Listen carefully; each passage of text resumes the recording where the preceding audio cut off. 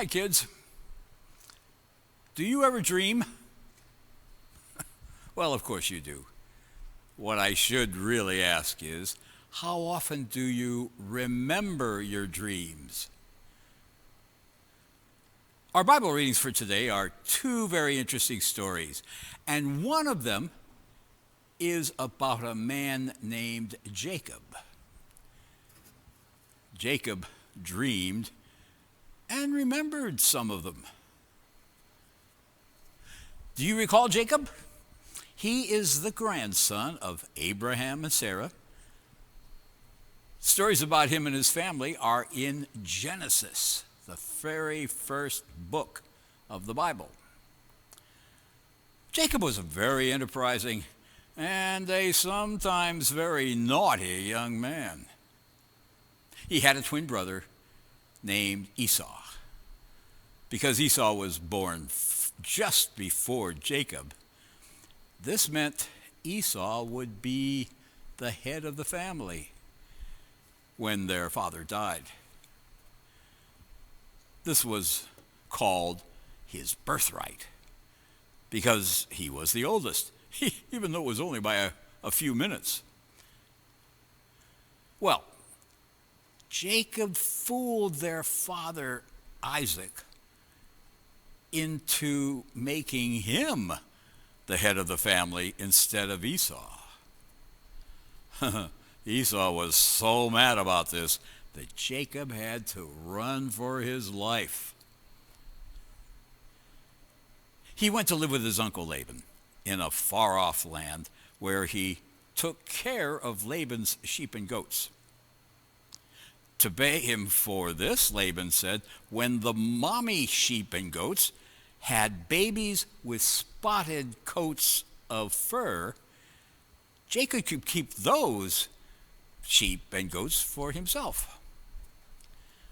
Well, Jacob played a naughty trick, this time on his uncle.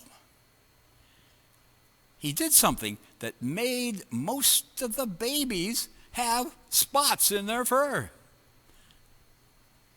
This turned Jacob into a wealthy man.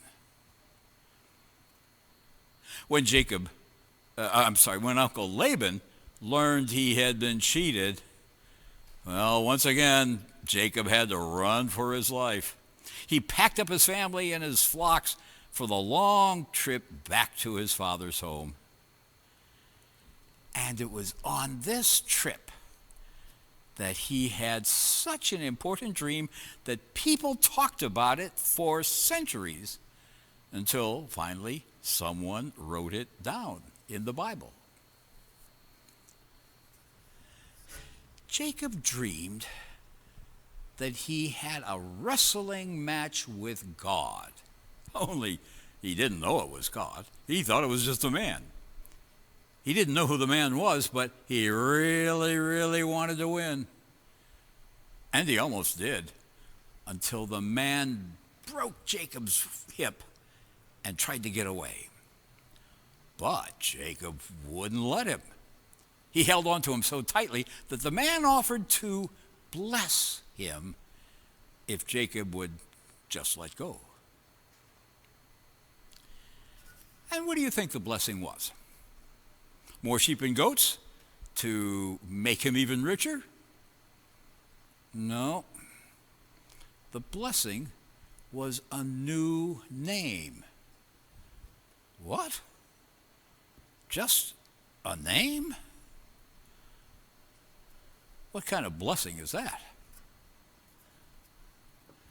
Well, as it turns out, it was a very important blessing. The new name was Israel.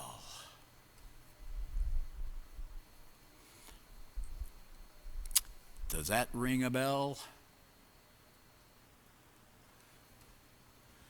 That's right. Israel is now the name of a country. Jacob was to become the founder of an entire country many, many centuries later.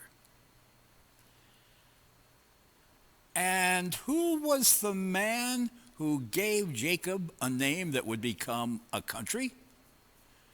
That's what Jacob wanted to know. What is your name? Jacob asked. But the man wouldn't tell him. When he left and Jacob woke up, it was then that Jacob knew who the man was. He said to himself, I have seen the face of God and am still alive. For his people believed that anyone who saw God would not live to tell about it. And yet he did. You know who else saw the face of God? Everyone who saw Jesus. That's right. Jesus is God, who came to live on earth in order to complete the blessing God first made to Jacob's grandfather and grandmother, then Jacob's father and mother, and finally to Jacob and his wives. That blessing was a promise to love and care for everyone in the whole wide world, including you and me. If you ask me, that's a pretty great blessing.